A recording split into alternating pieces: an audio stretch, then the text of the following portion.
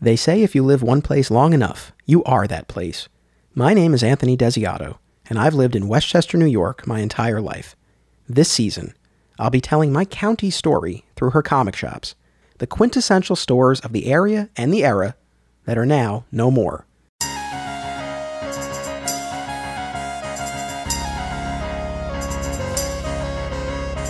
If you like what you hear, please consider joining the My Comic Shop History Patreon page. You get access to a ton of exclusive bonus content, including the My Comic Shop Book Club, Beyond My Comic Shop, and My Superfan History subseries. Thanks to everyone who has already signed up. My Comic Shop History is sponsored in part by Acme Comics, the oldest and largest comic book store in Greensboro, North Carolina. Acme is a full-service, multiple Eisner Award-nominated business. Visit them when traveling or online now at acmecomics.com. And be sure to follow store manager Jermaine Exum on Twitter at Lord Retail and tune in Tuesday evenings for his early new release comics reviews. One of our podcast sponsors is a family of film festivals, the Brightside Tavern Film Festival in Jersey City, the Point Lookout Film Festival on Long Island, and the Hang On to Your Shorts Film Festival in Asbury Park.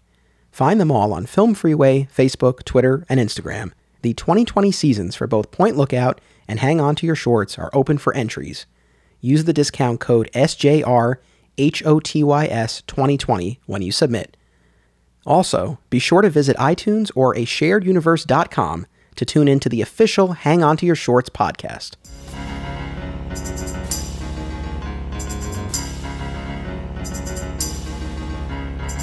Welcome to My Comic Shop History. I am your host, Anthony Desiato, and I'm here to talk Dragon's Den with Undiscovered Realm owner and former Dragon's Den customer and employee, Chris Wilcock. Hello. I hope you guys aren't sick of me yet. Well, so that's the thing. So regular listeners of My Comic Shop History, the last time they heard you was the season 4 finale. But for members of the My Comic Shop History Patreon page, they heard a lot of you this year. They're sick of me. But everybody should be a Patreon subscriber, so hopefully everyone's sick of me.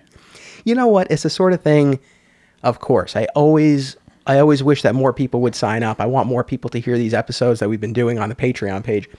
And I'm not blowing smoke. I had such a good time doing those 4 episodes. It's the sort of thing, like, I'm glad we did them simply for the sake of doing them and having them. Yeah. So even if they're not being heard by the masses, I'm so glad that we did it. They were so much fun. Yeah, I had a great time. Anytime. So I am back, right? That's right. But yeah, Beyond My Comic Shop, Never Stop, Never Popping, 4 episodes, all about your upbringing, being a shy kid, a bit of a loner, kind of finding your way through magic and finding community through playing magic at Dragon's Den. Yeah, I was going to say, it ties into Dragon's Den, so, you can go back. It's like the prequel. And we purposely avoided getting too deep into Dragon's Den. We did that because I knew you were going to come back for this. Here we are. So we're here to talk about Dragon's Den. Now, I got to say, and we talked about this ahead of time before we started recording, I feel the pressure of audience expectation on this Dragon's Den episode. Yeah. And it started as early as the end of season 4 when I announced that season 5 was going to be Westchester's Comic Shop History. And I listed, now again, not a comprehensive comic shop history, but the big stores that were part of my journey. Sure. Including Dragon's Den. And so I listed those stores, and right away, people were like, oh, I can't wait to hear the Dragon's Den episode. And I'm like, all right, like, that's cool. Like, they're interested in that. Another listener wrote and was like, I've been surprised, like, haven't really mentioned Dragon's Den much over the years on the podcast. And I was like, I don't know. I mean, like, here and there have been mentions, but no, we haven't, really delved too deeply into it. And then a little while back, in advance of this recording, I posted on Facebook and I said, like, if anyone has comments or questions about Dragon's Den, typically when I do stuff like that, maybe I'll get a couple of bites. A lot of responses to that one. Yeah. You saw that. Yeah. And they were specific too. It was like, how did Dragon's Den justify their expansion? Where did the majority of their money come from? They were into so many things. What led to the closing? Where did the inventory go? People were very specific and very passionate. It was I was younger, but it was a big part of my life. So I got to imagine, that was the place. Honestly, especially for that part of the city. Yonkers is a big place. I was having this discussion earlier. Like, even though Alternate was like just outside of Yonkers, it's right on the border there. So like, but one side of the city to the other is like 30, 40 minutes sometimes, depending on where you're going. So like, they're really their own little worlds. And that was in Cross County or Central. Those are in main drag. So just a lot of people, they grew up there. So, and you know, we had the conversation before, like you said, but I felt the pressure too because, you know, I was a longtime customer from there. I lived in that store. I lived in the mall. I even worked there for a little while. And I know a lot of stuff, and I can comment on a lot of things, but you know, there's certain things I can only say through hearsay, or, you know, it's like a game of telephone, or I was told this. So, you know, I can't say things from like a standpoint of absolute authority, but we can get a pretty good, you know, conversation going and a pretty good idea of some of the things. So, you know, if I'm slightly off base on a couple of things, I apologize. You know, it's been a while. And also, you know, again, some of this stuff is through a game of telephone, unfortunately. But, you know, I think that if anything, that this should be a documentary one day, because if we really dive and peel back the layers on this store, I'm sure like it goes so much deeper than anybody even has any idea.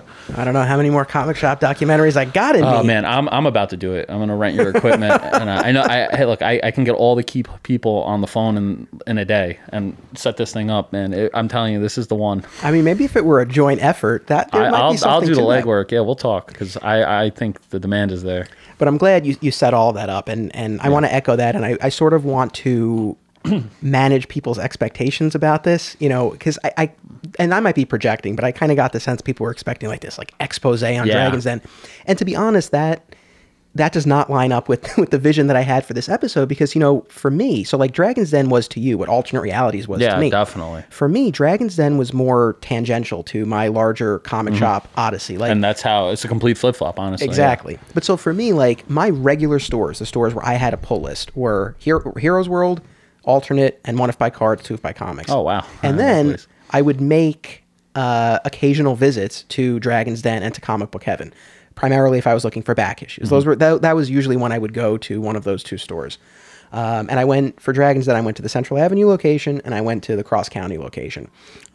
So for me, for this episode, I mostly want to learn more about the store, like what it was like on a day-to-day basis, what the vibe was like, what was it about it that made it mean so much to you, just like AR did to me. Now, within that, you know, again, we'll get into you know, some of the inner behind the scenes stuff. Yeah, we're definitely going to get some of that stuff. So you won't be completely disappointed if that's what you came for. No, and as always, hang on. You know, I did my homework, I did my research, I talked to a few people off the record about kind of what went on there and what led to especially the Central Avenue and Cross County locations closing. So, you know, those are all things that if you're curious about, I think we'll be able to shed at least some light on. Something.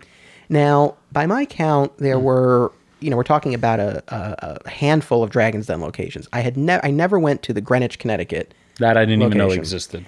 Apparently there was one. And if you're curious, actually on YouTube, there's an old grainy commercial. Really? For Dragon's Den Greenwich. That's crazy. Yeah. But do you know where in the timeline that fell? 80s, I think. I mean, I'm not 100% sure, but I think pre-Central? That was like, don't hold me to that. I'm not positive. But there is that YouTube commercial, but not Westchester, so we won't worry about it too much. And kind of along those same lines, there's also a Poughkeepsie location that is still in operation. Oh, they reopened? Yeah, they reopened. Yeah, somebody bought it out or something? Yeah, so now I've never been to that one either. I have been. Not in a while, but I've been there once or twice. So this was, you know, conveniently the plight or saga of the Poughkeepsie location is actually well documented in the Poughkeepsie Journal. I was able to find a lot of articles about it.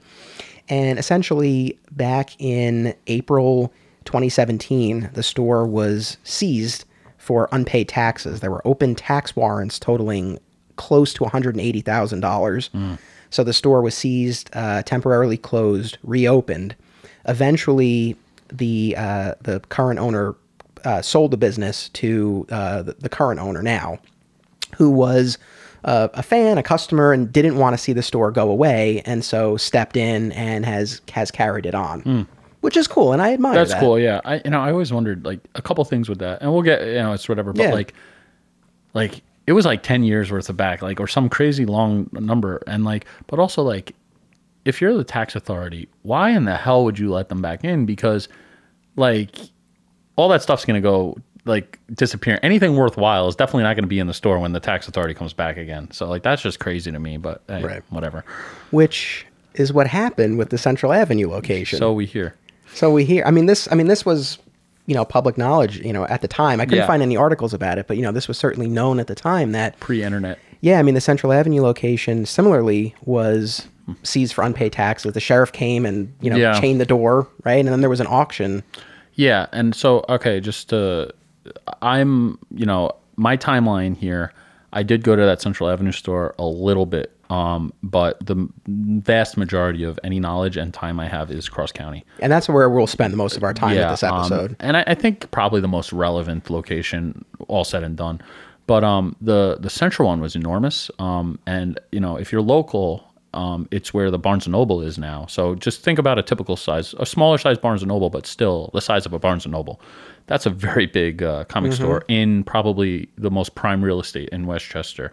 So, how they stayed open, I don't know. God only knows what was going on. But I started going there probably 1994, 1995. That's when I started playing Magic. And I would go there for my first tournaments that I ever played in. Occasionally, to the central location? The central location. Occasionally looking for some video games and stuff. So for anybody that doesn't know, Dragon's Den was a little different than some comic book stores, as they had a very large sports card section. They had a nice comic book section. They had a very large video games. Video games were a really big part of their inventory. And then they had a really focused area on like Warhammer later, whenever that hit, and then card games like Magic. And 95, 96 is when everybody in the world decided to try and start making a game because Magic blew up so much. So they were the one-stop shop, and and statues, your typical like little Merlin statue or whatever the hell it was, and then whatever like the hot trend was. So like I would go there to get my Pogs, and I remember, we're gonna tie this in, on Power Rangers, Tommy had like a yin yang necklace, and he would always wear that, and I was just like, I love that thing. And they had one almost exactly the same at Dragon's Den, and I begged my mom for like a month straight, and I saved up like whatever the $20 was to go there, and I made her drive me there to get that yin yang necklace, and I was so happy. Nice. So there's our Power Ranger tie-in. So stuff like that, you know what I mean? A little bit of everything, but one-stop shopping. Beanie Babies, they were like the place to go for Beanie, Right. So, I don't know where, how you want to go through this timeline here, but yeah, well, I think so again, I know the majority of your time was at the cross county location. Probably the majority of my visits were to the cross county location as well. Although again, I did go to the central one occasionally. But yeah, I mean, let's talk about the cross county location and your experience, your time there. Sure. Oh, and one thing before we go in, I want to say there was another location on Central Avenue. Their original, so right, because it moved the original one, yeah. And I didn't know this until no one ever even mentioned this until a few years ago. One of the guys that tattoos at the shop, he said when he went to Roosevelt in like the 90s, which is a big high school here, that was where they would go after school. That was like the hangout, and it was down where there's like a little diner there now, an Outback Steakhouse and all that stuff. And I never even knew that one existed. I've never even so much as seen a picture of it. So yeah, I only just found that out recently as well. Yeah.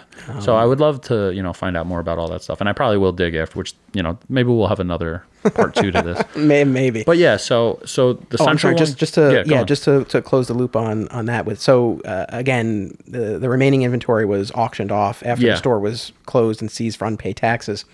And kind of what you were alluding to before, we've heard from people who went to the auction that it seemed as if most of the good stuff had kind of been snuck out ahead of the auction. Yeah, and I guess if that's happening, like, who's not going to do that, right? But right. Yeah, what a weird system. But yeah, I don't remember that. And if it happened, I was like 11 or 12, so that wouldn't have made sense to me. I would just be like, oh, the store's not open. I think right around that time is when One If By Cards also opened across the street. So maybe like that put a little pressure on, plus Alternate was open at that point. Yeah, so I had Mark and Donna on from One If By Cards, Two If By Comics earlier in the season, and they had both worked at Dragon's Den and left. I didn't even realize that. See, that's opened. The episode I'm most excited to hear, because that store just came out of nowhere, and it's still there, and I don't know how. We always ask that question ourselves. So it's fascinating to me, and people can listen to the episode. I don't want to rehash it too much. I can't wait. But I was so fascinated about that going into that episode, because in my mind, you hear so much about what a struggle it is selling comics. And I'm thinking like, well, sports cards must be even harder. 10 times harder. But the memorabilia, I guess, is strong. But apparently the market is still strong for these sports cards. Because no one else sells them anymore. Yeah. So I guess if you're the last guy selling something. Exactly. So, so by the time Dragon's Den closed, yes, former employees had opened One If By Cards right across the street. Alternate Realities was open up the street as well. And this is, like, for you guys that don't know, that, like, One If By Cards was like, you could spit on it. It was across the street. They were in a direct line. Yep. And then Alternate is like a minute drive up the road. So that's a lot. And even if this is during the boom, of the 90s or whatever, but still, like, that's a lot for anything to handle. So that probably is what ultimately, like, put the final crack, knocked the cracks that were already forming. Yeah. But again, and this has been sort of a theme this season. It's like, it's amazing to think, just within that little stretch of Central Avenue, you had 3 major comic shops and other shops in the area, not too far from there, but like those every 3 little town had one in a really concentrated stretch. It's amazing and so different now. Crazy. Yeah. Very different now. So elsewhere in Yonkers, we have. Well, before we talk about the cross county location, can we talk about Cross County itself for people who don't know what it is? This outdoor mall. It's actually a pretty famous mall. If you don't even know, like I want to say it was the first outdoor mall in the country. Or if it wasn't the first, like one of the first 2, it's historical actually. Did you know, I know you know the pet cemetery in Hartsdale, right? I did not know that's the first pet cemetery in the country. Oh, really? Well, that explains why I think like Lassie's there and like one of the elephants from the original circuses. Like, so that would make sense, I guess. That's why I always wondered why they were there, right? Yeah, a lot of innovation in Westchester. Westchester's famous, man. We got the X-Men. We have DMX. It's true. I think about the X-Men. I know Westchester is known generally, but especially when I was like, getting ready to promote this season, I'm like, well, I don't think I really need to explain too much about Westchester, especially to comic book fans. You know it from the X-Men, if nowhere else. Yep. But so Cross County, this outdoor mall. Yeah, so it's an outdoor mall. Apparently the first one in the country. It was the place to go. They had all the stores. And, I don't want to say it was like run down or ghetto, but, it was on the decline. It had been there for a really long time because it was the first one. And, not like it was falling apart, but it was in a little bit of disrepair. But it was just kind of like, everybody would go to the hangout because it had, you had your Dragon's Den, you had your Sam Goody, you had all the places as a teenager with no money and nowhere to go. You could just sit there all day and be a mall rat. So, it was cool. Completely outdoors, like you said. So, it was raining, it was snowing, you were subject to the elements. So, we literally lived in that mall, like, because it was outside. We would play tag. We would torture the mall security. Oh my God. I can't even, like, I don't think I can legally even get into it, but, those guys wanted to kill us. And, so we spent a lot of time there, whether it was inside, outside Dragon's Den, and it all intersects and led back to Dragon's Den. There was one point, when we were racing RC cars in the parking lot and one of the gas tanks exploded on the reserve gas and like set me on fire. So I like got burned dramatically and in Cross County in the mall. Wow. So yeah, an ambulance had to come. Like, I'm telling you, I lived in that mall. Like there was a point where like we ran that place, like nothing happened in that mall that we didn't know about. Like it was crazy. That's amazing. Yeah, no, I mean, and we'll get into all of it. Yeah, no, I want to hear all that stuff. I mean, I was familiar with it as a kid, certainly going to Dragon's Den, but even more generally, my mom is from the Bronx. She grew up there. Oh, cool. So not far from Cross County, and she and her parents would go there all the time. And I will say, like, it's a major bus depot too. So a lot of people from the Bronx, this is like the Bronx, even until recently, didn't have a lot of big malls. So there was a huge amount of people. So it was kind of like a melting pot. Yeah. And so she would take me there. My grandparents, by the way, still live in the Bronx in the same one-bedroom rent-controlled apartment that they've been in for 60 years. That's crazy. But there's a lot of that. Yeah. But so we would go to Cross County, and again, I didn't have as many experiences or as interesting experiences. You were never set on fire there? You didn't know. I can't say. But you must know this woman. And I don't mean to make light of this. The one with the baby? Yeah. So yeah, that's a good point. So there was like, all right, so like I'm a huge Howard Stern fan, and like they have the Whack Pack. And we always joked that like Cross County is the only mall I've ever seen that had its own Whack Pack. And it wasn't just her. Like there was a whole pack of them. Like, so there's this woman, and she was around since my parents were younger. That's what my mom would say. Yeah. Everybody knew her, and it was sad. We don't. I really, we don't mean to make fun of it, but it was as a kid, obviously, you didn't have as much, care for that. You just thought it was like a weird thing. But she would push around a stroller with a baby doll in it, like a, not a Cabbage Patch Kid, but like, a lifelike looking baby. And she would change the clothes and put shoes on it and buy stuff for it. And, looking back now, God only knows, like maybe she lost her child and went crazy, so it's very sad. But, as a child, we were like, this is crazy and out there.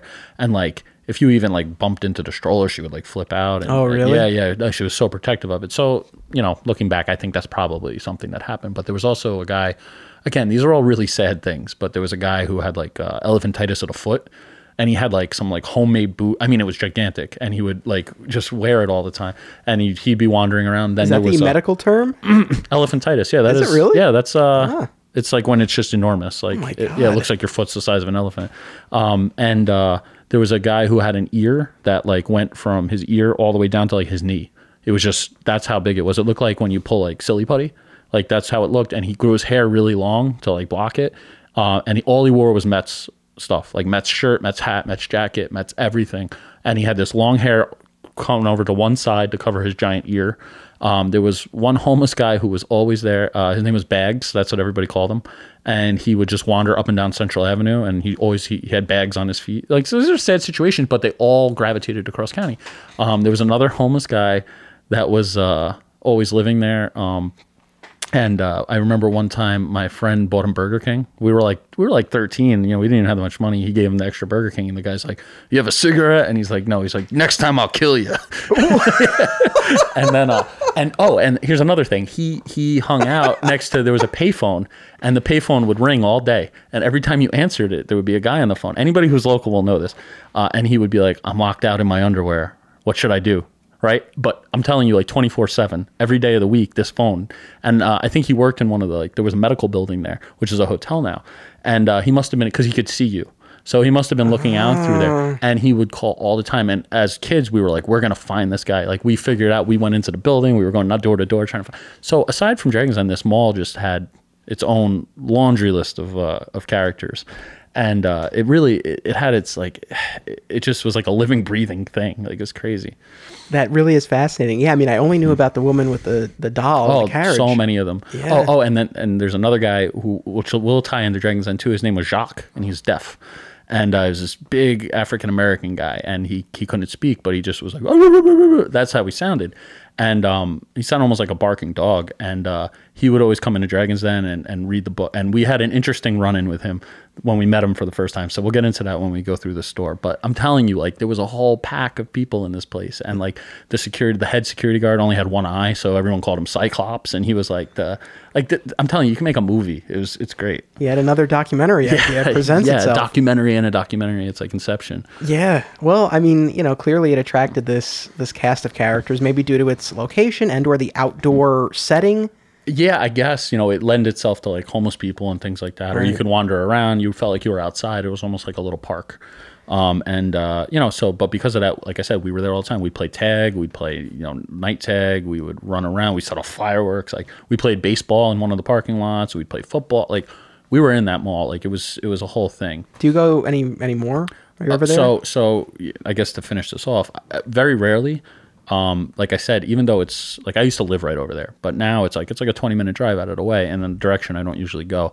But they've since made it so upscale, and it's oh, like, have they? Oh, you haven't? When's the last time you've been there? So I haven't.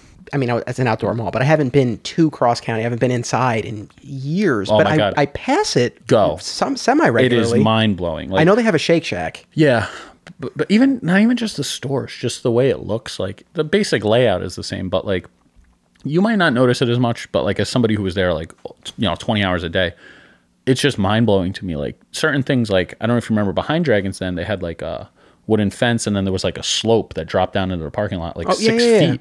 That's all flat now, like up to the back door. So like, from like, it blows my mind because I can't figure out how they did this without adding 6 feet of concrete, which they clearly didn't do. Just things like that. And it's all upscale. It's almost like the Westchester, but outside. Maybe slightly lower scale, slightly. All right, but 'cause that's, yeah, you know. but for the most part, very similar. So it's night and day. It's a completely different place, and none of that shit that went on would ever. I mean, like, the things that we did are mind blowing, and like now, like, if you even go there like 5 minutes after it closes, you're just swarmed by security. Whereas like, you could be there all night, like, blowing stuff up, and they wouldn't even do anything. Yeah, I'll have to go again at some point. Like, I would pass it. I had a period of time where I had a pull list at the Spider's Web on Yonkers Avenue, and on my way back in particular, I would always pass it. And then there have been times I've been like coming back from the city on 87, and I pass by. So like, I see it all the time. Yeah, from the outside you can tell a little bit, but when you get in there, yeah.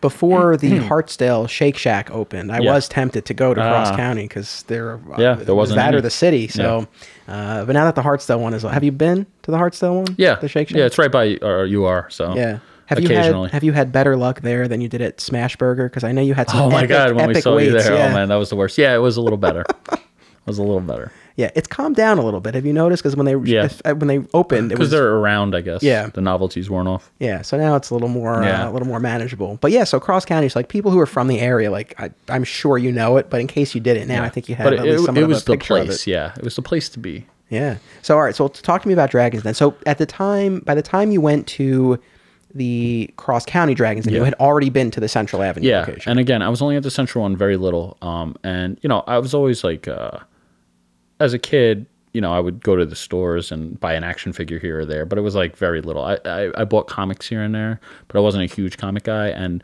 the local pizzeria where I lived in South Yonkers had them, so I didn't have to go to a comic book store. But when I got into Magic is when I really started like living in the stores, and that store closed the Central one, right as I really got into it. So Cross County opened, and the first memory I have of it is they had the grand opening, and they had so many copies of Death of Superman left over that they were giving them to anybody that walked in the store and outside the store. So if you walked by the store, they'd be like, "You want a Death of Superman?" And they were giving out hundreds of copies. And I just kept walking by and just getting them.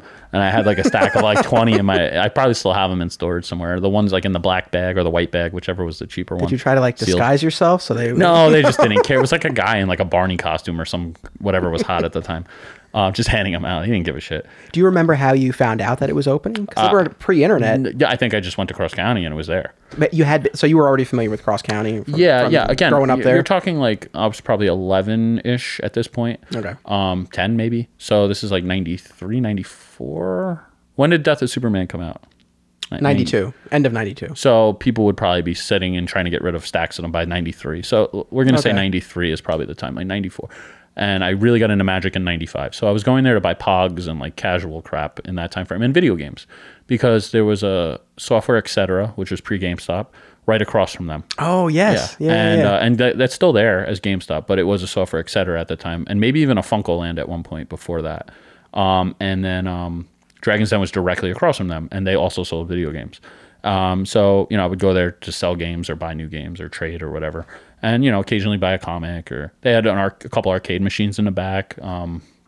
And that's it. And then, so the basic setup of the store was you can come in from the back or the front. The front door on the left side was like probably 25% of the store was video games. The right side was all sports cards, like cases and cases of sports cards. Behind the counter was packs and higher end comics. Then they had in the middle like a wall of new releases, and then all the bins. Mm-hmm. And then across from that was like VHS tapes, like Dragon Ball. Like used to be like, to get those, it was like literally 150 VHS tapes released, and you could never track them all down. It was like actually like a hunt, pre-internet, pre-DVD, pre-everything. So they sold a lot of that stuff. Then the back half of the store on the right was all trading cards, Magic, whatever other games were hot. And then on the left side, all Warhammer and tabletop stuff. And then along the back wall, they sold, posters, and they had their arcade machines like Time Crisis, Marvel, whatever was hot at the time. And that was basically the setup. It was a decent sized store. Yeah, from what I remember, it's funny because like when I picture the store, mostly I do remember the sports cards because I would get basketball cards there when I was into that. But specifically, I remember the wall of new comics and the back issue bins. Like, of course, again, our interests and everything are always flipped. So for you, I'm sure like all the gaming and everything and the video games stood out more. For me, it was the comics. I have like one Dragon's Den story, and it's real short. I went to a yo-yo class there once. Oh yeah. So I went there too. I was there. Yeah.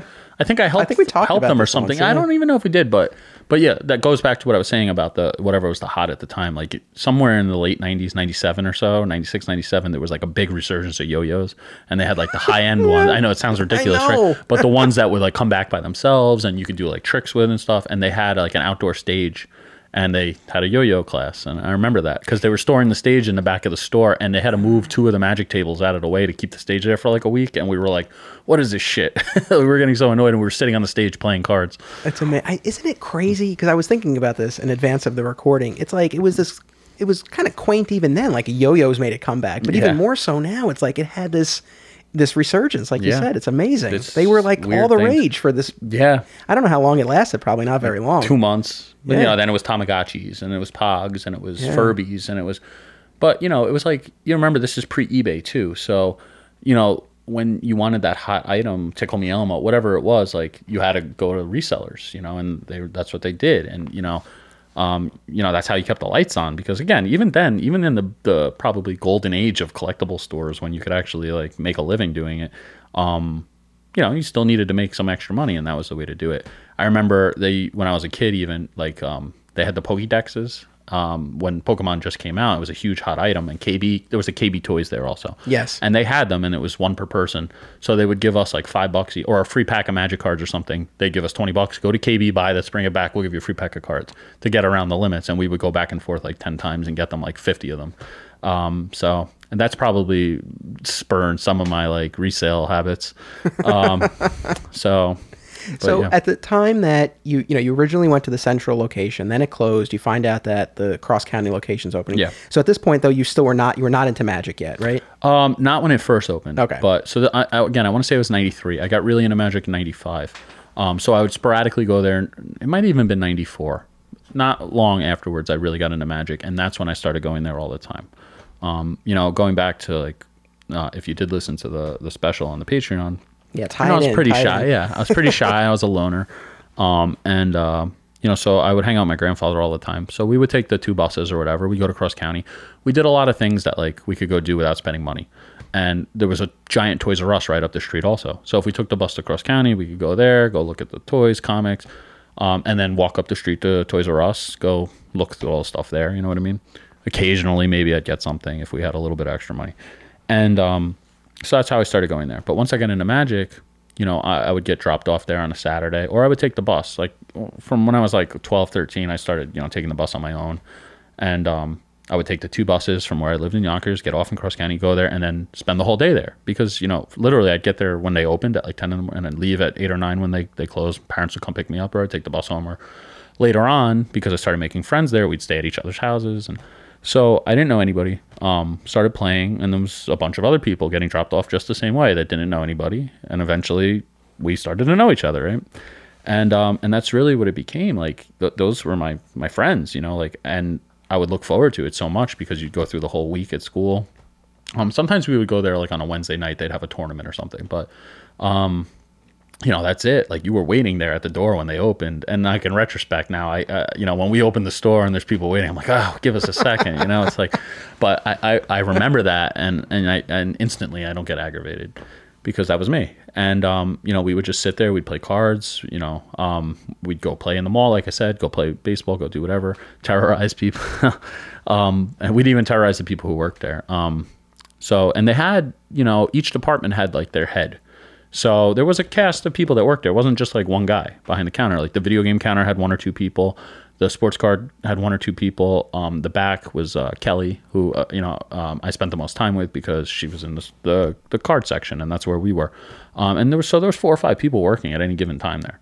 You know, they all had their distinct personalities, and it was almost like a movie. It was like Waiting or something, but with, you know, cards. And so, you know, that was it. We'd play there all the time. And, you know, my partner Ralph at Undiscovered Realm, that's where I met him. A lot of our cousins, he's one of my best friends. My Andre is another really great friend of mine who I still work with and see all the time. My friend Willie, who's in Vegas, where 2 of the people from Dragons' Den went. They moved in, 3 of them actually, and they opened up another store out there. I think it's called Action Comics and Sports or something like that. And that's been out there since Dragons' Den closed.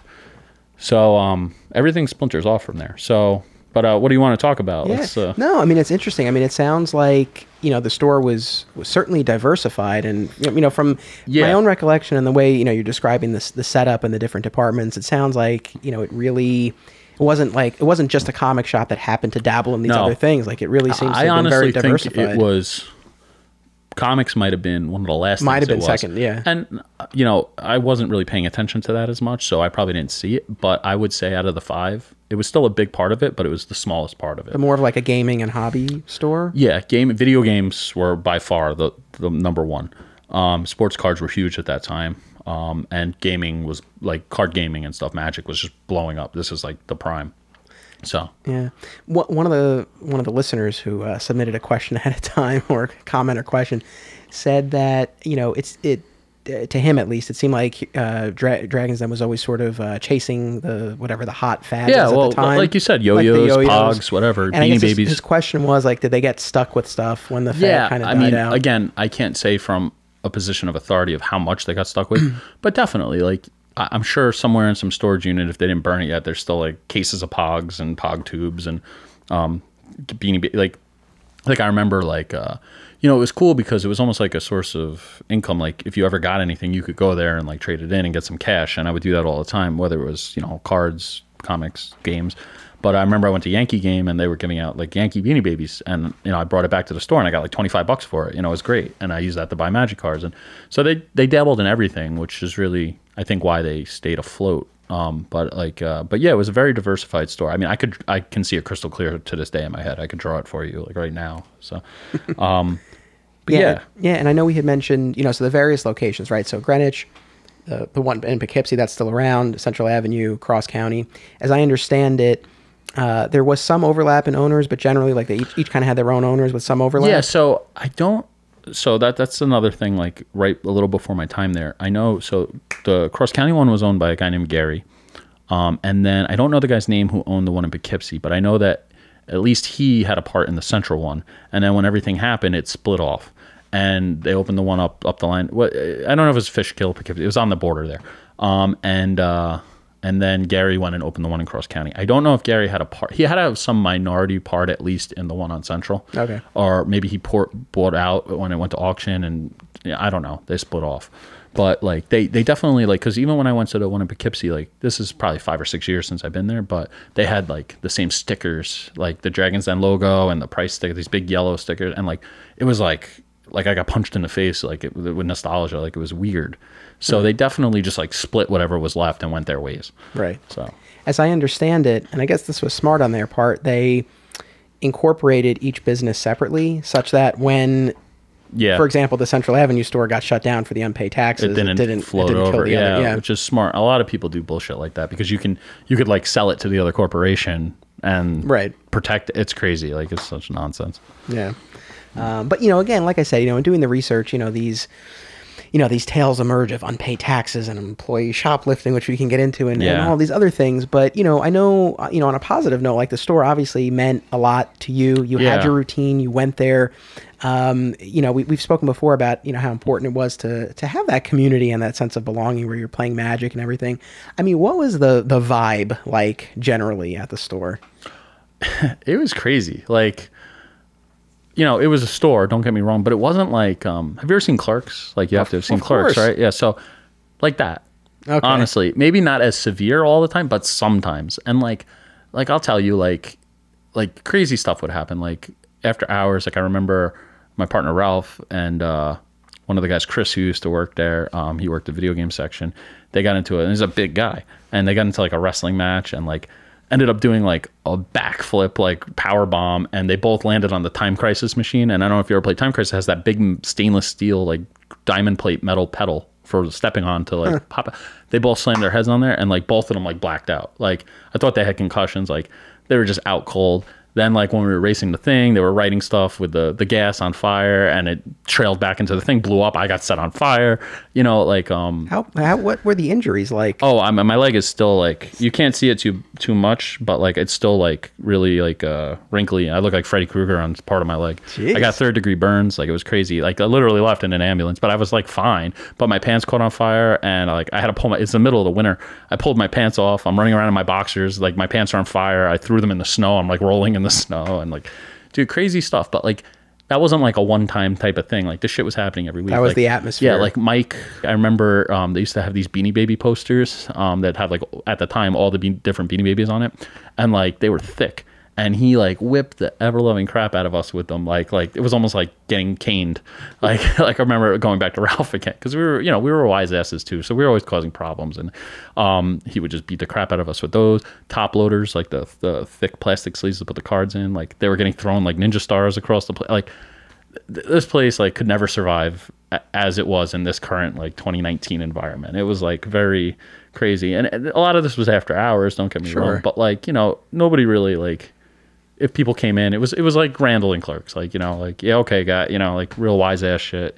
So it was kind of a fun atmosphere. And as like a 13-year-old kid, like, you know, I was in my glory, you know, it was, I miss it. I think it shaped me like, very much so in like a lot of ways. Now, like I didn't even think about it till now, but like reselling stuff, wanting to have a store, that like atmosphere of meeting all your friends and hanging out all day, you know, just messing with people, having a good time, like all of that, like really like stuck with me strong.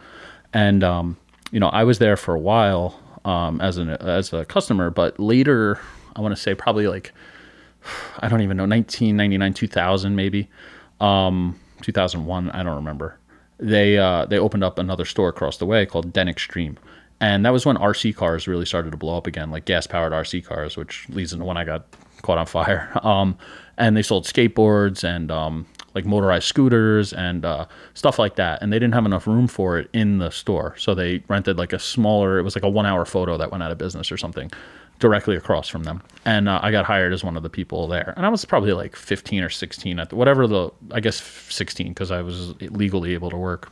And did they approach you? But you know, it was like one of those, like, you're always here. Right. You want to work. Like, you know, like I would the way it goes. That's how it goes with everybody. And, you know, I would help out for free. Or they would give us like, hey, we have 40 bags of garbage. Take them out and we'll give you a free pack of car. You know, so it was always there doing something. And so I took the job. And, you know, I wish it was a little later, because like, I think I could have been a real asset there. And I would have loved to have been like a bigger part of it. But, you know, I was a 16-year-old kid. And that was towards the end of their life cycle. I don't know what year they closed, but it had to be like early 2000s. So that sounds about right. I don't have an exact they're probably only there for 7 or 8 years. And, you know, I'm amazed that they stayed open as long as they did in retrospect. At the time, you didn't really notice it. But, like, that place was getting robbed blind. And, you know, from people who were working there, never mind, like, customers and stuff like that. And, you know, stuff would just go missing all the time. There was shenanigans, like, even, you know, I was a kid. I was really happy. It was one of my first jobs. Like, I wanted to do a good job. So, like, you know, not that I'm not even trying to incriminate myself or anything, but I never really did any stuff like that at all. You know, You're just trying not to get lit on fire. Yeah. I saw some of it going on here and there, and I heard rumblings, like, of a lot of it going on, but, you know, I never really partook in it. I just wanted to do my job. I was happy to be able to work in a place like that, you know, because I would have been there for free anyway. So if I got a little bit of money, I would, fuck yeah. And but like one of the other guys that worked there at the time was burning Dreamcast. Keep in mind, they sell video games, right?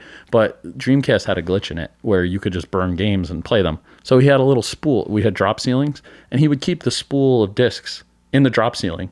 And when people would come in and be like, yo, let me get one of those games for like $5 or $10, and he would go in the ceiling in the back room, get it out, sell the game. You know, this is like direct competition with the store he's working for. You know, things like that. They would come in, they would fix the cars and like the RC cars and stuff like that, and like, you know, pocket the money instead of putting it through the register. Just a lot of shit like that. It just was really very poorly run. And I think it was a case of just pure mismanagement, like when the cat's away, the mouse will play kind of thing. Because like the owner, you know, and again, this is from a 15, 16-year-old perspective. Looking back, like, I didn't realize like how young the owner was. I think he was only in his early 30s or late 20s or something like that. So, you know, it's you know, it's like as if I was running the store years ago, like when we first opened, like if I was dealing with that kind of stuff, like it's so hard to manage pre-computers, really pre-internet. So, you know, it was one of those things where there's so much coming in and out that you really can't manage it, you know? And he just was never there. So like, that's why I think a lot of these things really happen. I think like he was, you know, I understand. He was like, let's say he was 30, he was driving around, he had his hot car. He was like, you know, and everybody knew him. He was, you know, Dragon's Den was the place to be. He was the owner, you know what I mean? And, but he was never at the store. And so everybody was just kind of doing what they were doing. And you really can't do that. You got to show up and, you know, make your presence known sometimes, or at least look into things. And he had another guy running the books. And I don't know, you know, if he had any part in like anything going missing or anything like that. So I don't want to like sound like coming off like that, but you know, like I don't even know how much involvement he even had in his own store at that point. You know what I mean? He completely had everybody else doing everything. So, and you know, when you're dealing with stuff like that, like if somebody comes in and trades in a video game, you know, the customer's buying it. I mean, the person working there is buying it off them themselves instead of buying it for the store. And you can't track that stuff unless you're physically there watching, you know? So I think that has to be, you know, what led to the downfall of everything. I mean, I watched people doing the garbage and putting like cases of like sports cards in the garbage, and then they'd go get them later on when the store closed. Or you know, like, oh, let me ring up, you know, they had the old school cash registers, like, let me ring up this video game, it's $60. Okay, no sale, but $50 in my pocket, here's your game, you know, and just things like that. And it was just, and that's from a customer perspective. That's not even when I was working there. Like, I would just see these things going on, you know. And what was your perspective of that? I mean, especially being, you know, at that age, were you like, oh, those are crazy guys, or were you like, this is really harmful? Yeah, you know, it didn't really stand out to me as like something wrong. I was just like, oh, this is crazy, you know what I mean? Or like, I don't know, you know, it's hard to remember how I felt at the time, but like, it definitely didn't seem alarming to me as much as it should, you know, looking back. And now as a store owner, you know, I see it from a completely different light, obviously. But I mean, even like customers, like the place was just so poorly run sometimes. Like they used like, you know, those typical like pricing guns. And like, so let's say, I see where this is going. Yeah. But okay, because everybody had their own section, they pretty much knew like, you know, you were the comic guy, you knew the comics, you don't know magic cards, you don't know video games. So like the Warhammer stuff in the back would be like $200 for this big set. They would leave the price gun sitting on the counter. Somebody would take it, $9.99, walk up to the sports card counter, buy it for $9.99 and walk out with it. Like just, but I mean, like this is how everything, and this is like every day. Somebody took, they were putting the magic cards in the cases and like priced all the cards and just left the stack on the counter.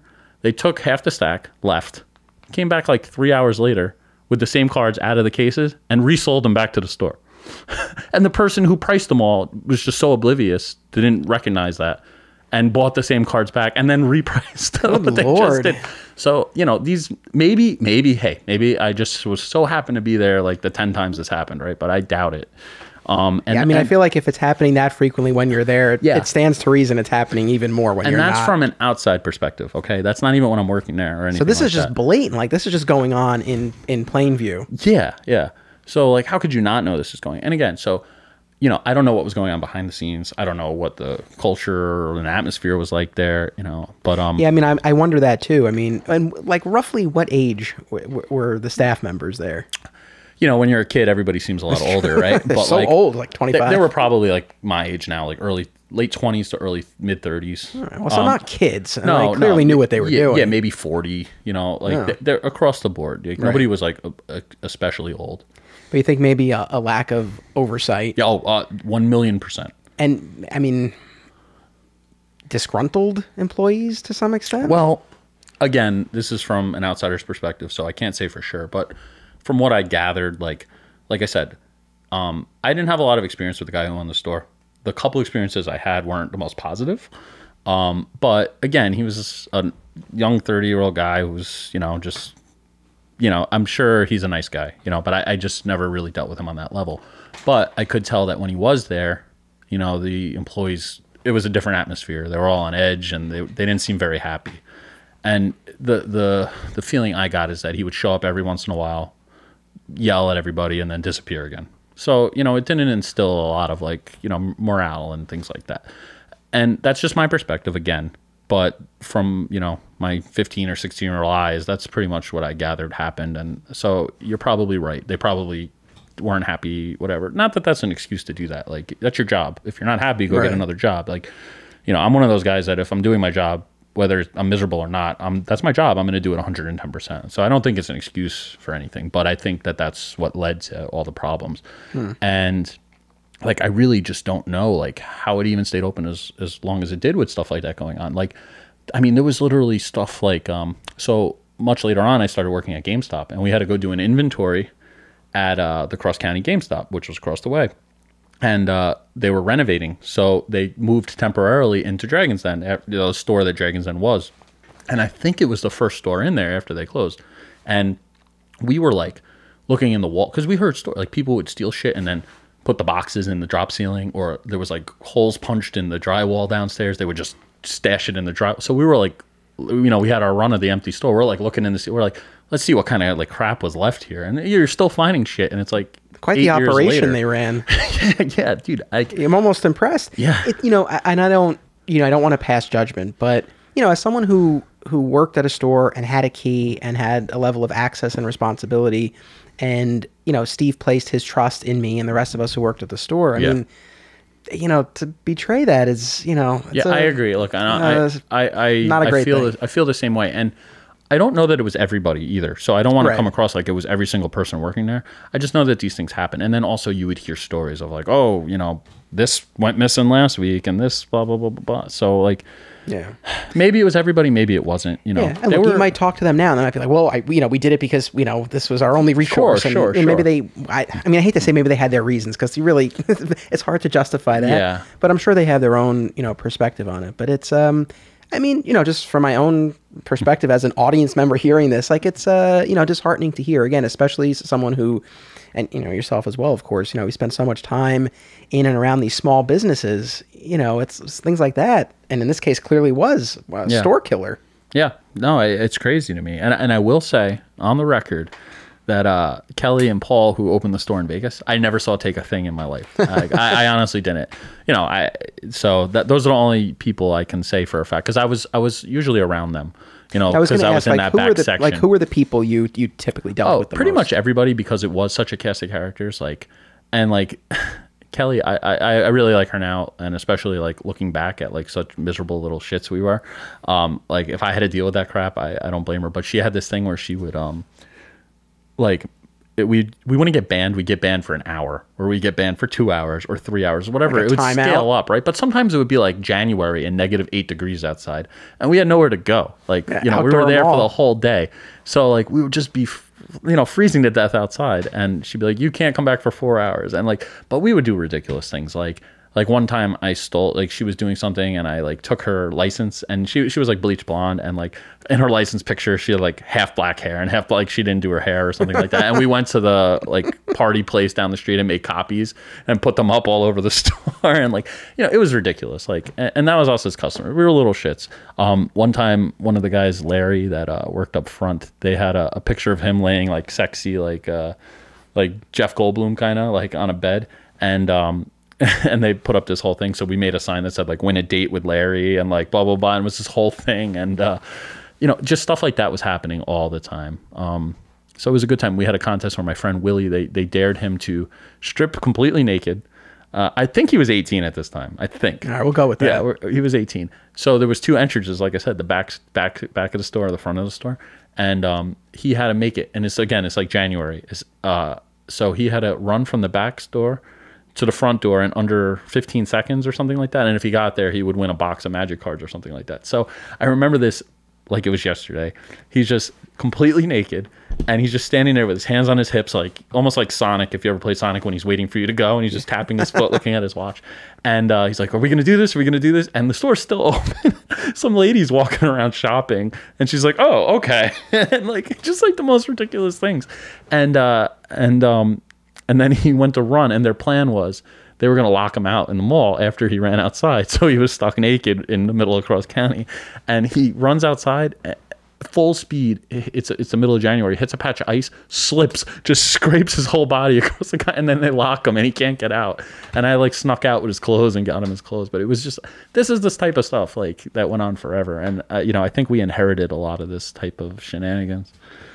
Yeah, that sounds pretty wild. It was fun. That's what I'm saying. This is the documentary, man. There's stuff here. Yeah. Why, the wildest thing I ever did at Alternate Reality is we hacked into one of the guy's Facebook accounts and changed his political affiliation. Oh, wow. That was it. Wild times. Yeah, crazy. Did they play any pranks on you? Oh, yeah. Dude, I'm trying to think. Like, stuff happened all the time. I can't think of anything offhand. Well, like, while that's marinating, it's cool to hear this, and it's great to see you get so excited reminiscing about this, and it's cool because again, like good times. Like we talked about how you were the shy kid growing up, so it's like clearly in this environment, this was like my awakening. Yeah, like you really seemed like you blossomed. I really did, and I came into my own and like opened up a little bit, and like I started. It was like 0 to 60. It was almost like a rebirth. Like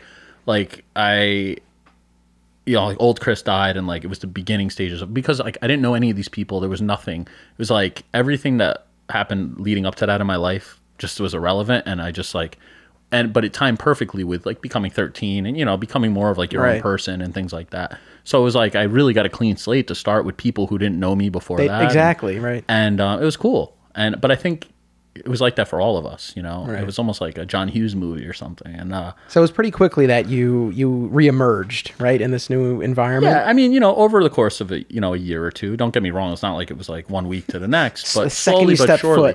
But we all clicked, and we had really good time. And like I said, we would start staying over each other's houses, and like even more ridiculous things would start happening, you know. And then that would lead back into the store, and it was just like a party, you know. It was fun, and that's what. You know, when I think about a store, even though it's probably like the worst way to run a business, but it's a good time. And I think that's why maybe, obviously all these people that had all these questions, they weren't involved in all these shenanigans all the time. But I think that like people had more of an attachment to that store because it was just such an entity. And like, you know, you would hear rumblings of, there was a naked guy running here last night. You know what I mean? Like that type of stuff, you know. Do you have any sense of and maybe that Facebook post maybe shed some light, but do you have any sense of, generally speaking, how a typical customer might view the store in retrospect? Oh, I mean, I'm sure my perspective is so different than almost everybody else's because, you know, I'm sure there was the people who came in, bought their comic or their pack of cards and left, came back a week later. They were there for 2 minutes. There's probably people who had miserable experiences because people were wise asses that worked there and hated the place. I'm sure there's somebody who had similar experiences to me and everything in between. So it's just really weird. I think if you talk to 10 people, you're going to get 10 different stores. You know what I mean? Like it's just, and also, even though it was not, the biggest store in the world, each section really was its own little world. That's true. And there wasn't a lot of crossover. And it was almost like we joke about this all the time. It's almost like, oh, those are sports card people. Like, ugh, we're the people who play with like dragon cards. Okay, like those guys are losers, you know. But that's kind of how it was. Like it was like its own little like towns within a town. Yeah. No, I hear it's like, oh, you collect action figures. Well, I collect statues. Yeah, like, oh, exactly. But yeah, no, it's true. I mean, again, like even in picturing the store, I mean, the main thing that comes to mind are that new rack of comics and the back issue bins. Yeah. And the rest is sort of this that's the like least thing blur. I have in my mind. That's the blur to me, and everything else is clear as day. Yeah. So it's really weird. But so any pranks on you that you remember? No. I really don't remember. I mean, we were definitely the leaders of the pack in that type of stuff. Like, I'm sure I got beat up a little bit and things happened. But like going back to just like ridiculous things like when we were talking about the whack pack across town. Yeah. The deaf guy. He would always come, Jacques, yes. He would always come in, read all the magazines in Dragon's Den, and then walk across to GameStop and buy them. Every time. I thought this was the funniest thing. And the first time we came across him, we were playing Ralph had started playing Warhammer. So he was gluing the little figures together. He had super glue, and the thing got stuck. And, this is two different stories, sorry. Anyway, he was trying to pull it off the cap with his mouth, and he squeezed it, and the whole thing of super glue shot into his mouth. And I thought he was going to die. Like, I was like, what do we do here? Somehow he survived that. But after this goes on, he had put his Coke. Oh, I ran and got him a drink to, like, wash it out. So he put it down, and somebody knocked it over, and it spilled everywhere. And Jacques was walking right at that time, and he starts going, and pointing at it, right? And Ralph looks at him and goes, yeah, that's what I'm saying. And he can read lips. And he went berserk, and he's like, and he just went nuts. So it almost turned into this whole brawl. And so that's how we met him. And we ended up becoming cool with him. Like, we would be wrestling in the back. This was during, like, the height of wrestling, too. So we would have wrestling matches in Dragon's Den and in the back and go through tables and all sorts of crazy shit. And Jacques saw this from across the mall one time and thought somebody was fighting us. And he came running up and, like, full-on clothesline this kid. Aww. Like, this 15-year-old kid, and almost knocked his head off. And this is, like, a 6'3", like, strong man. Like, just, like, this is the type of stuff that was going on. And this is in the mall. This isn't even Dragon's Den. You know what I mean? I do have one thing that I remember when we were working in Dragon's Den Extreme. They sold these motorized scooters, and they were like $800 a piece. And one of them went missing one day. And we were working, and we got slammed. I mean, there was like 50 people in the store, and the store is like the size of, a living room. And it was packed. Like, you couldn't even see, shoulder to shoulder. And somebody just walked out of the store with one. And like, there was like one of us working, two of us working. We couldn't see anything. We were so slammed. and the store cleaned out and things just gone. So the owner just assumed we took it, right? So this is like the one memory I have of him specifically. He calls us to he's like, I want you to come to my house. So we go to his house, and he sits us down in his backyard, and he's got this long table, like, you know, like something out of like a meeting, you know, like Godfather type shit. He's sitting all the way at the other end. I might be making this up, but I remember him just having a big dog sitting next to him, and me and Ralph, and maybe somebody else, but I remember me and Ralph specifically, were sitting at the other end of the table, and he's like, so you have anything you want to tell me? And we're like, no. And he's like, well, where'd the scooter go? And we're like, we don't know. It was just gone. And he's like, you know, I know, you know, it's a cool thing, and you want to ride around on it. It's $800. You know, you and your friends want to have a good time. You take it, all of a sudden, you know, it's gone. You know, you get in over your head. You can let me know. And we're like, no, man, it was just gone. Like, and it was like, you know, he was trying to like intimidate the shit out of us, and it was like literally like something out of like Scarface or The Godfather. But we really didn't steal it. But he was adamant that we had stolen the scooter, and which is funny. That was the one thing that he really came down on, and we were the only ones not doing anything. I guess he chose his moments. Yeah. So that's the one memory I have burned into my head of that. So how was that matter ever resolved? It just went away eventually. I mean, I don't know where the hell the damn thing went. Somebody stole it, you know. Yeah. So yeah, that's how it went. Dragons. Yeah, amazing. I mean, how did you guys compete with Software, etc., KB? Because I mean, they're right there. Well, you know, used games. I mean, not that GameStop didn't sell used games, but it's not that hard to just say like, I don't know if you remember or how much you played back then. Like, I don't know if Software, etc. still did it. I think they did. Funkoland definitely did. It was before there was like a bazillion games. So they had like a printout of like, this is what we're buying these games at. There was a price guide almost that they would put out every week. It was like a little newspaper. And so you could just take that and say, we'll give you $1 more or whatever. And that's it. You didn't even have to do the work. You just say, whatever this says, we'll give you an extra $1. We're right across the street. You know, we'll buy them off you. So they got a lot of business that way. Spillover. Like, I think it works when you're next to this giant behemoth. You get the spillover without having to deal with all the advertising and stuff. And, you know, but they also, again, they resold the hot items. They had, you know, they had their, I will give them credit. They had their pulse, hand on the pulse of whatever the hot stuff was. So when the market was there, they struck. So that, you know, they stayed open for a while.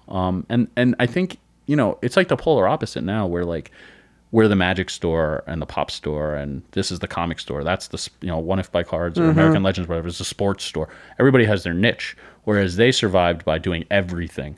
Like they were the one-stop shop. So I think that was, you know, also what it was.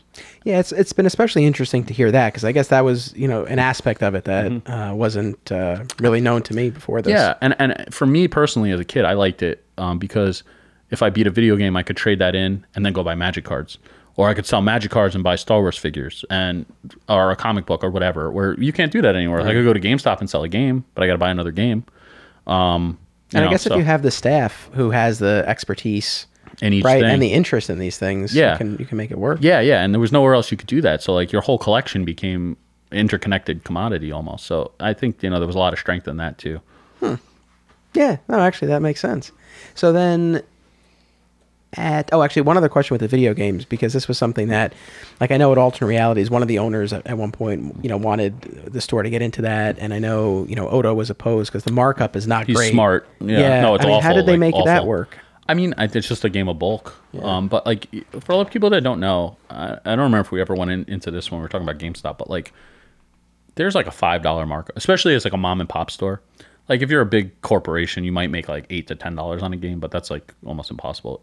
As a mom and pop, you go to a distributor, you get last pick. Like when the hot game comes out, especially back then, it's not like now where it's on discs and they print a billion of them. There were carts. Like there was a finite amount. Like, you know, the new Mario came out, there might be 5 copies in a store, and like you couldn't get this thing, and it would be months before they restock it. So as the mom and pop store, you're getting last pick. So I think a couple things. One, it was just a game of bulk. But two, being not GameStop, GameStop's not going to sell this $50 Mario game for $80. They can, you know, and that's what they would do. If it was the really hot game, all right, we have 5 copies. You can't get it anywhere, but you can pay $100. Right. Okay. Gotcha. You know, that's what it is, pre-eBay. You know, so that definitely helped too. And, you know, like I said, it's like the razor blade model. which it's a marketing term where like you sell the razor super cheap, but you make the money back on the razor blades. So people will then resell the games to you. You pay them half price. You sell them used, and it's just an ecosystem. You need those new games to get people to sell you the old ones, and that's where you made your money. Right. And things like that, like when the new systems would come out, like you couldn't get them anywhere, but they would sell it to you, but you had to buy every single game with it that came out. So if there was 10 launch games, you had to buy all 10 games, 2 controllers, 2 memory cards. So now they're making their money, off of that. Whereas GameStop, I'm just going to buy the system. So cool. Well, so now take me to the end of Dragon's Den. So at what point, or I guess what is your how do you find out it's closing? Okay, what's your reaction? For me personally, my story ends a little bit before the stores does. Okay. So the owner, he had this Plymouth Prowler. I don't know if you're familiar with the car, but it's it's kind of a weird looking car. It looks like a hot rod. You remember Home Improvement? Yeah. Like how he was building the car in the garage. Okay, yeah. Kind of like something like that, like real lean, like long wheels sticking out. Like it almost looks like a Hot Wheels car or something. And it was like, it was a hot car at the time. And it was like his prized possession. It was like eggplant purple. Like I remember it like crystal clear. And like when he would show up to the store, he would literally make one of the people stand outside and watch the damn car. I don't remember what happened, but he pissed somebody off that was in the group of people. And like, we had a core group of 5 to 10, but there's probably 30, 40 in the overall like gaming group in the back. So somebody was like, I'm purposely not naming names here, but they had like this, like, I don't know, their makeup or something, like gold glittery, like makeup. I don't even know where it came from. And they poured it all over the hood. The guy that was supposed to wash it had to go in and do something or go to the bathroom or something. So they were like, it's time. And like, they poured the stuff on the hood. They spit on the seats. Like, I don't know why they had such a grudge. I don't remember. Anyway, and then all this happened. And then we all left to go to Nathan's or something to go to the arcade. So I get a call like an hour later from one of the girls that works there. And she's like, Gary's fucking pissed. Like, he thinks it was you. But I'm like, I had nothing to do with this. Like, I was in a group of people that left afterwards. Always thinks it's you with the scooter, with the car. Yeah, you in vehicles. Yeah, and then it must have been because you were on fire during the race. Yeah, right. And I didn't even sue the damn store. I got burned alive. And something goes wrong. It must be the kid who was on fire. When I was on fire, I couldn't even walk. I didn't go to school. I couldn't stand up for 3 months. Like, that's how bad it was. It was the worst. I felt like somebody shot me with a shotgun. But I did get to meet the Smashing Pumpkins because of it. And it's like one of my favorite bands in the world. They did an in-store thing, and everybody had to camp out in the snow for like 10 hours. And they came, the management saw me there at like 6 a.m. and gave me a pass to come back. And then you had to choose if you wanted to see them play the concert or go to the signing. And they let me stay after the concert, get everything signed before they let everybody in. And I got all the things, and I got a picture with them, like something I never would have got to do. So I almost don't even mind. Like a Make-A-Wish kid. Yeah, right. It was literally like that. It was great. So anyway, fast forwarding over. Yeah, I get blamed for fucking everything. And like the cross-county security, because they hated us for messing with them all the time, they were like, we saw him do it. It was that guy. So I literally just got like... And it was funny because the guy who did it, then there was a guy that helped him, then there was a guy who drove the car for them to get away. All those people, none of them got blamed, but I was in the group that went to go play video games afterwards, and somehow it was all me. Nobody could think for themselves. So anyway, I got banned from the store. And that was probably like 2 years before they closed. And going back, what's funny is they made somebody pay. He was like, I forget...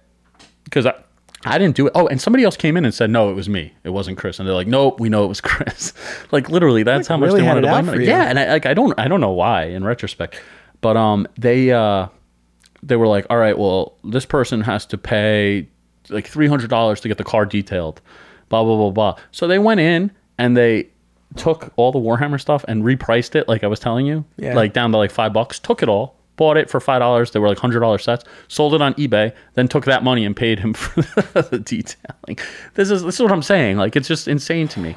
And but I had no part in this at this point. Like, I'm out. I got banned. But he banned. What's your reaction to this? I was pissed, but there was nothing I could do. But it was right. Like, at this point, I was probably like 18, 19. I kind of started playing Magic a little less, and we faded out a little bit. And that's why we started going to alternate. Because Dragon's Den closed, we weren't allowed to play there anymore, and a couple of us got banned. I think Andre got banned too, and somebody else. It wasn't just me. So we couldn't go there anymore. We started playing at alternate for the brief period where they had Magic tournaments, And then alternate stopped doing the tournaments, and I quit playing Magic for like 5 or 6, 7 years at that point. But yeah, and then eventually the store just went away. But I only heard little rumblings here and there. But my core of my group was all not allowed in anymore, and the staff started to change, and it just it wasn't the same thing anymore. Right. It was just like the whole place just gutted and fell apart. I mean, you don't strike me as a vindictive sort, so I assume the answer is no. But I mean, when you heard that it was closing, was there any bit of satisfaction? No, no. That's what they get. I mean, I can be like super vindictive. So, so you're wrong. Okay. Maybe I've calmed down now, but I'll try to stay on your good side. Yeah. Only to people who deserve it. But no, I just don't remember even caring at that point. It was just like such a non-mattering thing to me. But it was weird. Like something went from such a big part of my life to just not mattering anymore. Well, yeah, that's why I guess I'm surprised. Like when you're describing the banning, like I would assume it would have been more traumatic. Yeah, maybe I blocked it out a little bit. It was a little bit, but it was right. Like when, we all started dating a lot more and like going to do other things, and we had already made our friendships, so we were doing many other things. So the friendships transcended the store. Yeah, had that happened to me like 2 years, 3 years before that, literally my whole life would be different. Like it would have changed. Like it would have stopped and branched off to another timeline. Like that's how different it would have been. I would have had different friends. I probably would have never opened these stores. Right. I wouldn't probably even have the sense of humor or a million different things in my personality that I have now. Like it's crazy to me, but it didn't, and it was at the right time, I guess. So I don't remember being happy that it closed, but I don't remember caring either. Like it was just like, this is not a part of my life anymore, but it was, Yeah. So, no, I mean, again, very similar to, the experience that I had at Alternate Realities. And it's like all these people you meet, there's a little something that you take with them. I mean, obviously, some of the Steve's Odoisms I've taken to heart, and there's some good life lessons, but even from Rich Roney. I mean, I like to think I have a firm handshake, look someone in the eye. That comes right from Rich Roney. There you go. All these little things along the way, and definitely the sense of humor. Like those hours, those countless hours in that store can really be very formative. Yeah, no, I mean, and let me tell you, man, when I say we lived there, we lived there. After hours, like, all that stuff. When the store would close, like we would go to the Blimpies. They had a basement with like 20 tables, and we would play cards down there. We'd play in the train. I remember the Blimpies. It was like right. Yep. Yeah. Right. And we would play in Burger King. There was a all-you-can-eat Chinese buffet there. We would play like anywhere that had tables. We would play cards. Applebee's.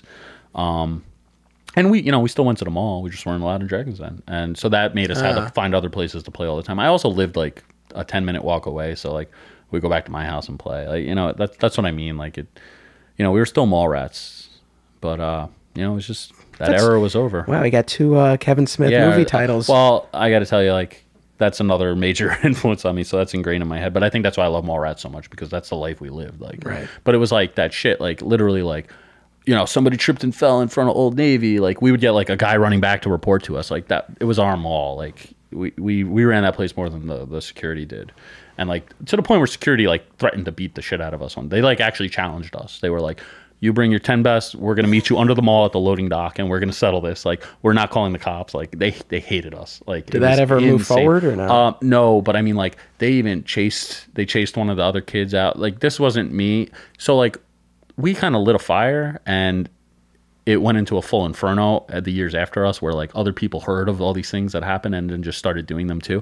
And so it became a whole thing. Like, I mean, like security chased them in the truck out of the mall. They were going down one-way streets like at 80 miles an hour trying to catch them and stuff. Like it was just ridiculous. Like I'm telling you, man, this place was like Lord of the Flies. It was good. It was good. So then, of course, you get banned, and then Dragon's Den eventually closes. Obviously, it would be some time after that before you would open Undiscovered Realm. Oh, yeah, way later. But I know that, but we took a lot with it, for sure. Yeah, I mean, and that's kind of what I want to end on, because I know we've spoken about this before, and I know, one of your goals with the store has been to, create that same type of space that you had and enjoyed so much. Yeah, I will say, and I've said it in our other interviews, that when I see people coming together, and I've seen friendships blossom. I've made friendships all over again too, a whole new set of them. That's what I loved most about that store. And when I see that, it sometimes like you have those days where you're like, why am I doing this? And then you see stuff like that, and you're like, that's why I'm doing this. And that community that's there. And I think we definitely, we've had some of our own crazy things that have happened, like maybe not as many naked men running around, just here and there. but like ridiculous things, you know what I mean? And I think we brought that, you know, that's alive and well with us.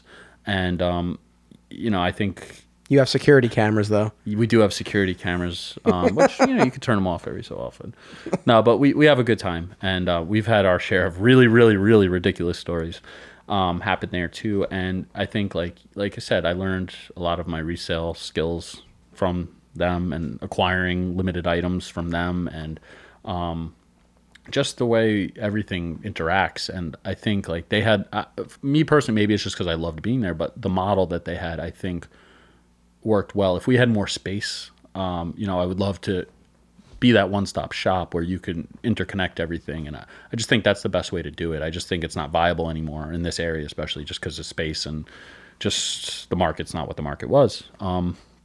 But yeah, I think we're, you know, 20% of what Dragon's Den was, you know, but in a perfect world, I would love to open up Dragon's Den, you know, bring it back. But, you know, we do what we can, but yeah. I think that without that, there would be no Undiscovered Realm for sure, but there would be not a lot of things in my life. So it's definitely those were my formative years. And, you know, also that on top of it. So the two things combined were just, you know, major part of my life. How much of a pull is that for you to actually bring back Dragon's Den? Like, how important is the name, I guess? Or is it more just the spirit needs to be carried alive, which you're doing? It's not that I, like, the name has this weight to it aside from personal meaning, because that's just where we went. So it's instantly recognizable. And I think in this area, that name certainly has a lot of weight to it. Might carry some unwanted baggage, though. That's true, right? Too. Yeah, I guess that could cut either way. But have you had former Dragon's Den customers come in to UR? Oh, for sure. I mean, like, we have people that, you know, we're like, oh, we used to play cards together, you know, when we were like 11 or 12 or 13. I don't remember all of them necessarily. Some of them, all of a sudden, like, somebody I don't even remember, and then somewhere in the back of my brain, like 50 things come back. I'm like, holy shit, like, I remember that now. We've, you know, even some of the old employees have come by, you know what I mean? Like, I could probably... Like I said, like, if we needed to, I could get in touch with like 90% of the core staff like overnight, you know what I mean? So they're still accessible. It's not that I like talk to them on a regular basis at all. I'm friends with some of them on Facebook, you know, but yeah, you know, people definitely come in by default. I mean, we're all still in the same county, and they're going to, if there's a collectible store, they're going to go there. That's what we do, you know? You know, it's been fascinating to hear all of this. You know, when I was a little kid going to Dragon's Den, and specifically that cross-county location, you know, my mom would take me, as she took me to all of these stores that we've talked about throughout the season. We'd pack usually like turkey sandwiches. We'd eat them in the car. Yeah. And then we'd go in and, you know, again, I don't remember spending a ton of time in the store. I would look for whatever comic I needed. I do remember specifically when I was hunting down the Spider-Man Clone Saga in back issues. And I remember there was one issue in particular, I think it was from Spectacular Spider-Man, that I was looking for. And I remember, you know, those defining moments. Like, I remember being in the store as a kid in front of those back issue bins, finding it, flipping through. I was so excited. Yeah, that's a good feeling. You know, it's so weird. Like you said, we have these like different experiences, because the few comics that I did buy when I was a kid, like the world of them being interconnected didn't even exist to me, because I would buy like this issue, and then a year later I'd buy some other issue, and it was just like, oh, you know, this one looks cool. So like they were just self-contained stories to me. So it's weird. Like I never had that. Like, but on the flip side, like I would go there and find like the Star Wars action figure that I needed to finish my set and have that exact same experience, you know, or a card would get true. Again, there's no internet at this point. So like if you're hunting for something, you got to physically find it. Like it's not easy. And like, you know, even finding cards for your Magic deck, like if somebody didn't sell it to the store, where are you getting it? Right. So it'd be like, oh, you'd come in and it's in the case all of a sudden. You're like, yes, I've been looking for this for 3 months, you know. That feeling is the core of being a collector. And if you could bottle that and give it to people, I think it's more powerful than any drug you're ever going to do in your life. And it's dangerous. But I wish people that aren't in this world could feel that feeling, because there's nothing like it. There's just not. There really is something to it. It's very crazy. True. It's crazy. Well, I want to thank you very much for sharing all the insight that you did about Dragon's Den. I learned it was very educational. Yeah, and I want to say this one more time. Is like, this is my personal experience. My view and experiences I had there could have been literally just relegated to my group. And maybe that wasn't the store 95% of the time. I don't know. So I don't want to paint this picture that it was like this 24/7. Maybe it was, maybe it wasn't. I can only say from my perspective. And and a lot of the things that I was talking about with like stuff going missing and things like that, it was all like hearsay. So like again, I can't say that like I saw these things happening all the time directly in front of my eyes, or like I saw a specific person do it. So obviously stuff was going on, but like who knows? You know what I mean? Like it could have been amped up like a million times over. And so I don't want to like make it sound like everybody there was doing something. I don't know. And the owner, like I said, those were just my things. And I just think like looking back, he was just a young kid who had the hottest thing in the county, you know what I mean? Like, and he was just doing what he was doing. I'm sure he's a good dude. I mean, I've run into him a couple times at video game releases and stuff like that. And, I'm sure, he was just trying to get by just like all of us are now. Like having a store, I see it from the other angle, you know what I mean? So, but again, I'm sure there's a lot more story to be told, and, there's a flip side to this. So this is just my piece of the puzzle. Yeah. No, well, I appreciate you sharing it. I mean, obviously Dragon's Den was a major player during its time, Yeah. and I wanted to make sure that it was represented for that reason, and also because again it was a store that I went to, again, those couple of locations. So thank you for being part of this. No, thank you for having me, and this was really fun, and I really want to see a Dragon's Den documentary. All right, well, we'll see what we can do about that. So you and I are going to keep talking on the after show. So make sure that you tuned sign up for Patreon. the Patreon page to hear that, and the Beyond My Comic Shop miniseries. It's so good. You Guys, got to listen to these me. episodes. You can bid like $1. It's all it'll like in take. Arizona, and you're gonna get like 20 hours of content. Like I can't tell you like how fun it is to listen to these things like on drives or while you're doing stuff at home. Like this thing has saved me. Like it's $1. It should be more, but if that's all you got, come on. Yeah, I really tried to pack that dollar tier with as much as I could. It's good. Like you're getting so much content. Like, and it's even if it's $5. Like even if this episode is all you got this month for $5, that's you can't get that entertainment value anywhere. I love having someone else to help me try to sell but this it's thing. True. You're not really selling it, Well, I appreciate it. So yes, make sure that you head on over to the Patreon page for the after show. This was the last stop along the tour of Westchester of yesterday. We did 6 episodes on Westchester's Lost Shops. The season's not done though.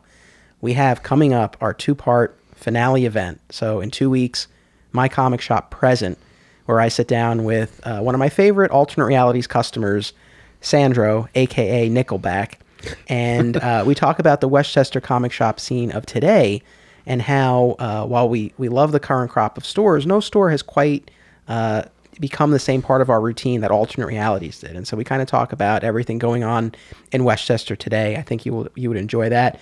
And then 2 weeks after that, on Wednesday, September 18th, it's the grand finale to this era of My Comic Shop history. It's called My Comic Shop Future.